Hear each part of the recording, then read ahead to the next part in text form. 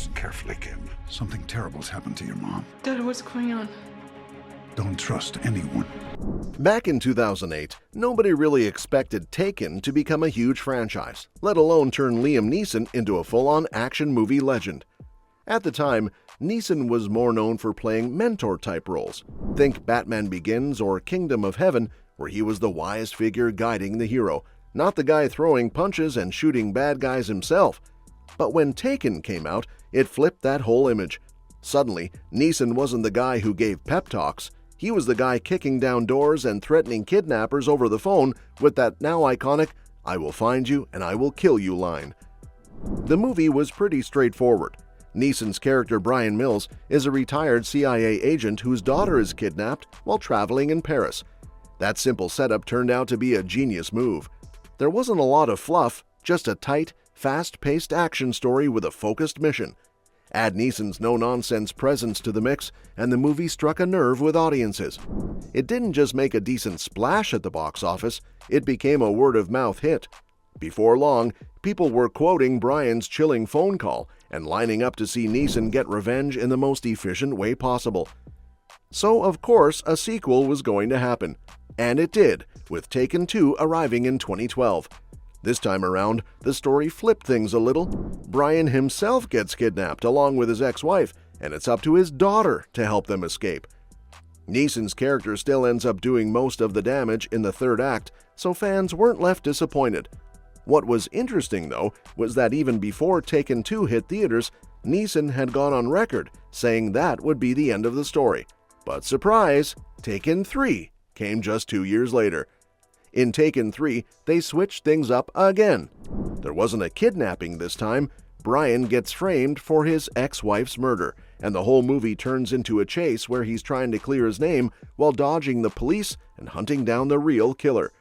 The stakes felt personal again, and it gave Neeson plenty of reasons to go full Bryan Mills. It did really well at the box office too, but after that, everything went quiet. Despite the franchise's success, Taken 4 never showed up. And here's where things start to get a little murky. Officially, Taken 4 hasn't been confirmed. After Taken 3 came out in 2014, a bunch of rumors started floating around. Some outlets claimed a fourth movie was in the works, while others reported that Neeson was done for good. In 2016, Neeson said in an interview that there wouldn't be another Taken, and he's pretty much stuck to that ever since. There haven't been any official announcements, trailers, or behind-the-scenes photos suggesting a new movie is happening. So right now, Taken 4 is just a giant question mark. But even if a fourth film hasn't been confirmed, there's no reason to believe the door is permanently closed. The Taken formula is flexible enough that they could take it in a bunch of different directions. Think about it. Bryan Mills is a former government operative with a very specific set of skills.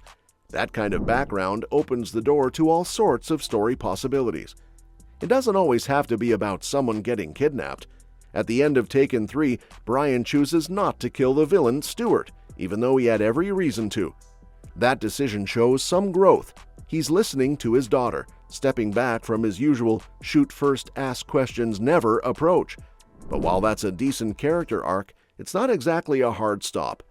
The story could easily pick up again if something or someone close to Bryan is threatened. Or maybe he gets dragged into a larger conspiracy. Maybe it's international this time, with higher stakes. There's a lot they could do. There's also the option to pass the torch. If Neeson really doesn't want to return, the franchise could introduce a new lead, someone who brings their own style to the action but still fits into the Taken world. Of course, that's a big gamble, because let's be honest, a lot of the appeal of Taken comes from Neeson himself. His calm but deadly energy is what made the series work in the first place. Still, if they were going to bring in someone with serious star power, fans might be willing to give it a shot. And speaking of new star power, let's be real. If Taken 4 wants to compete in today's action movie landscape, it could use a fresh jolt of energy. Imagine someone like Henry Cavill stepping in. He's already proven himself in action-heavy roles like The Witcher and Mission Impossible Fallout, and he's got that stoic but intense vibe that made Neeson so compelling. Or maybe Idris Elba, who can bring both charm and intensity while carrying a gritty action narrative. Even someone like Emily Blunt could be an intriguing choice if the story leans into a different dynamic. Maybe Bryan's daughter becomes the central action figure, and Blunt plays a mentor or operative, helping her navigate a dangerous world. You could also go for someone a bit younger to draw in a new crowd. Think John Boyega, who's been itching for more grounded roles lately, or Florence Pugh, who already has a solid fan base and knows how to handle herself in fight scenes. Bringing in any of these actors wouldn't just attract new viewers, it would also freshen up the franchise and open the door to spin-offs or even a shared Taken universe.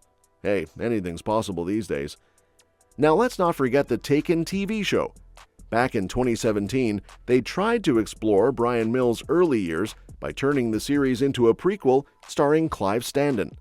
The show was set in the modern day for some reason and followed Bryan as he joined the CIA and went on missions while dealing with personal loss.